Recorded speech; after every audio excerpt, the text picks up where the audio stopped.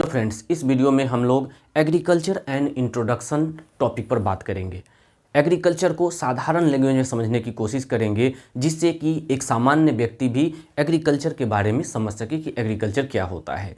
आप जानते हैं, एग्रीकल्चर का उदय आज से लगभग 10,000 साल पहले हुआ था।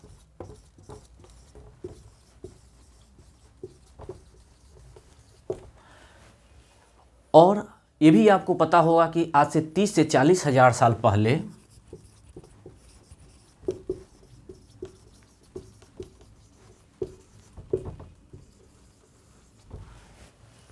होमो सैपियंस का विकास हुआ, यानी कि जो ज्ञानी मानव कहा जाता है उसका विकास हुआ था। जब से एग्रीकल्चर का विकास हुआ उसके बाद से धीरे धीरे बहुत सारे खाद्यान्न का, दलहन का, तेलहन का, उद्यानिकी फसलों का, इन सब का विकास होता गया। आप जानते हैं, जब एग्रीकल्चर का विकास नहीं हुआ था तो उसके पहले व्यक्ति हंटिंग एंड गैदरिंग पीरियड में था, यानी कि हंटिंग एंड गैदरिंग के द्वारा अपने भोजन की आवश्यकताओं की पूर्ति करता था। हंटिंग यानी कि शिकार करने का, एंड गैदरिंग यानी इकट्ठा करना, यानी कि या तो वो शिकार करता था जानवर का, किसी का शिकार करके अपना पेट पालता था, और या तो जो फल है या जो साग सब्जी है वो कहीं पर मिल गया तो उसको इकट्ठा कर लिया और उसका उपभोग करके अपना जीवन चलाता था।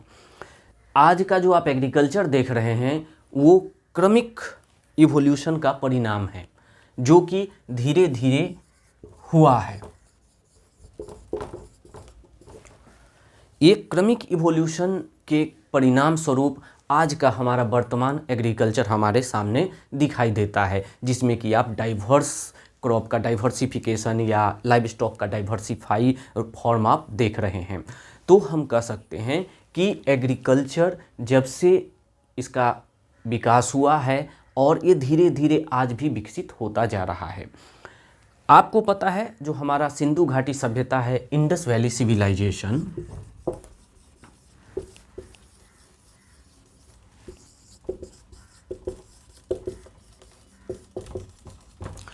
इंडस वैली सिविलाइजेशन में बहुत सारे उत्खनन के द्वारा बहुत सारे ऐसे प्रमाण मिले हैं जिससे पता चलता है कि हमारे सिंधु घाटी सभ्यता में एग्रीकल्चर का विकास हुआ था। जैसे आप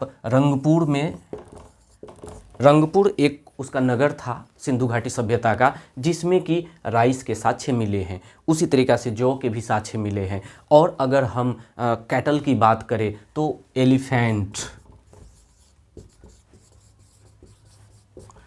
पोल्ट्री, बफेलो,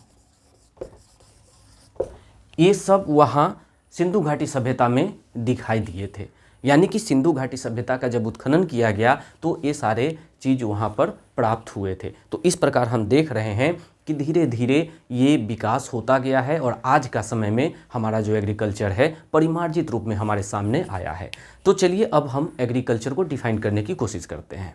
अगर आप एग्रीकल्चर के शाब्दिक मीनिंग को समझने की कोशिश करेंगे, अगर एग्रीकल्चर को हम कहें कि इसको हम कैसे टर्म में डिफाइन कर सकते हैं, तो इसको तोड़ने की कोशिश करिए आप। जैसे एग्रीकल्चर को हम दो लैटिन वर्ड से बना हुआ है, एक तो है एगर और इसका मीनिंग होता है फील्ड और लैंड, एंड दूसरा है कल्चरा,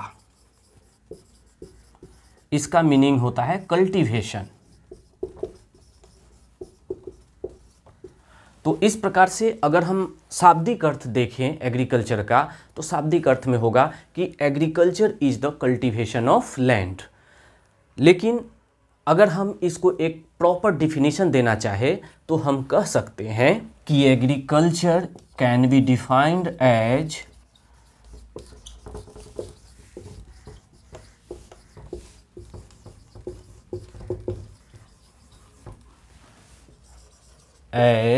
art, science and technology of producing crop plants and livestock for human benefits. ये एक कंप्लीट डेफिनेशन एग्रीकल्चर का है जिसको कि आप याद रख सकते हैं, देख सकते हैं। इसमें आपको कुछ टर्म्स हैं उसको समझने की ज़रूरत है। आप यहाँ देख रहे हैं कहा जा रहा है कि आर्ट, साइंस एंड टेक्नोलॉजी, यानी एग्रीकल्चर क्या है?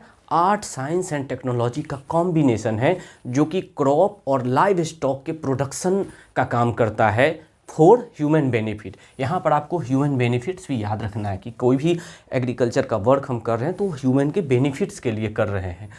और crop, plants and live stocks, ये दोनों का हम उत्पादन करते हैं। अगर आर्ट्स की बात करें, एग्रीकल्चर जब से विकास हुआ है, आज से 10,000 साल पहले, जो आप जान रहे हैं कि 10,000 साल पहले एग्रीकल्चर का विकास हुआ, उसके बाद से एग्रीकल्चर में मुख्यतः क्या होता था? खेती हो रही है तो खेती करने के लिए लोग अपना स्किल लगाते थे, यानी ह्यूमन अपना स्किल लगा करके कि कितना जुताई करना है, कितना पानी देना है, कितना उसमें बीज लगेगा, कितना खाद देना है। जो भी काम एग्रीकल्चर में किया जाता था वो मुख्यतया ह्यूमन के स्किल पर डिपेंड करता था, इसलिए एग्रीकल्चर को एज ए आर्ट कहा जाने लगा। धीरे धीरे जैसे जैसे एग्रीकल्चर का विकास होता गया उसमें साइंस का इन्वॉल्वमेंट बढ़ता गया और बाद में एग्रीकल्चर को आर्ट एंड साइंस का कॉम्बिनेशन कहा जाने लगा। साइंस, जैसा कि आप जानते हैं कि साइंस किसी भी वस्तु का क्रमबद्ध अध्ययन को कहा जाता है, यानी कि science is the systematic study of anything. आप जानते हैं साइंस में कई स्टेप्स होते हैं। किसी भी चीज़ को पहले हम क्या करते हैं? ऑब्जर्व करते हैं, फिर उसका हाइपोथेसिस बनाते हैं एंड देन एक्सपेरिमेंट होता है उसके ऊपर और तब जाकर के थ्योरी एंड लॉ बनता है। तो अगर साइंस के क्रमबद्ध स्टेप्स की बात करें तो सबसे पहले हम क्या करते हैं? ऑब्जर्वेशन करते हैं। उसके बाद क्या करते हैं? हाइपोथेसिस, एंड देन हाइपोथेसिस के बाद हम एक्सपेरिमेंट करते हैं। आप उदाहरण के लिए ले सकते हैं, मेंडल को आप जानते हैं। मेंडल को फादर ऑफ जेनेटिक्स कहा जाता है। उन्होंने अपने चर्च के गार्डन में देखा मटर के पौधे कुछ छोटे हाइट के थे, कुछ लंबे हाइट के थे। फ्लावर का, मटर का जो फ्लावर था वो अलग अलग कलर के थे। उन्होंने करीब करीब कई 7 ट्रेट्स को लिया, 7 कैरेक्टर थे जो कि डिफरेंस है जो हाँ उनको दिखाई दिए, और 7 ट्रेट्स को उन्होंने ऑब्जर्व किया, देखा। इसके बाद उन्होंने ऑब्जर्व करने के बाद उसका स्टैटिस्टिकल डाटा कलेक्ट किया। उन्होंने हाइपोथेसिस दिया, सोचा कि इसके पीछे जो कारण होगा उसको उन्होंने फैक्टर कहा, जो कि आप जानते हैं मेंडल ने जो जीन को ही पहले फैक्टर कहा गया था। तो उन्होंने कारण दिया कि इसके पीछे कोई ना कोई फैक्टर होगा और इस तरीक़ा से उन्होंने हाइपोथेसिस दिया। इसके बाद एक्सपेरिमेंटेशन हुआ, उसका डाटा कलेक्ट किया गया, उसका रेशियो निकाला गया, और रेशियो निकालने के बाद आप जानते हैं जब उन्होंने 3 लॉ दिया, law of dominance, law of purity of gamete and law of independent assortment. तो इस तरीक़ा से जो एक्सपेरिमेंट उनका सफल हुआ तो उन्होंने क्या दिया? थ्योरी दिया। भले ही मेंडल के डेथ के बाद रीडिस्कवरी हुआ था, लेकिन हम लोग उसको थ्योरी ही समझते हैं, इसके बारे में बाद में चर्चा करेंगे।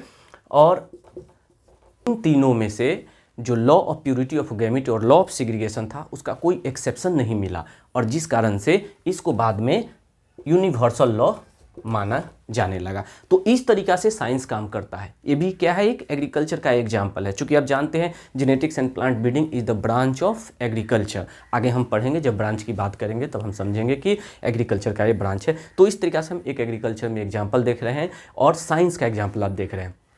इस प्रकार से एग्रीकल्चर में बहुत सारे जो भी एक्सपेरिमेंट होने लगे वो साइंस बेस्ड एक्सपेरिमेंट होने लगे। तो उसके बाद जो एग्रीकल्चर का कंप्लीट डिफिनेशन दिया जाने लगा, agriculture is an art and A science. कुछ समय बाद फिर टेक्नोलॉजी का डेवलपमेंट ज़्यादा स्तर पर होने लगा, और जब टेक्नोलॉजी का टेक्नोलॉजी वैसे तो शुरू से ही अगर आप कहेंगे ट्रैक्टर का इस्तेमाल और ऐसा तो बहुत पहले से होना शुरू हो गया था, लेकिन धीरे धीरे टेक्नोलॉजी और रिफाइन होता गया और अब तो DNA मार्कर वगैरह का इस्तेमाल किया जाता है खेत में और जीरो टिलेज से लेकर के नैनो टेक्नोलॉजी तक का विकास हो चुका है। तो बाद में चल करके एग्रीकल्चर में जो टेक्नोलॉजी का रिमोट सेंसिंग और बहुत सारे ऐसे टेक्नोलॉजी है जिसका इस्तेमाल किया गया, तो जो कंप्लीट डेफिनेशन बाद में दिया गया एग्रीकल्चर का, उसमें कहा गया कि agriculture can be defined as an art, science and technology of producing crop plants and livestocks for human benefits. तो इस तरीक़ा से आप एग्रीकल्चर को डिफाइन कर सकते हैं। तो इस वीडियो में हम लोगों ने एग्रीकल्चर के बैकग्राउंड को समझा और एग्रीकल्चर को डिफाइन करना सीखा। अगले वीडियो में एक नए टॉपिक के साथ एग्रीकल्चर के किसी अन्य पार्ट को हम लोग देखेंगे। तो आप लोग तब तक अपना ख्याल रखें, स्वस्थ रहे और अपने माता पिता और अपने राष्ट्र का नाम रोशन करें। जय हिंद।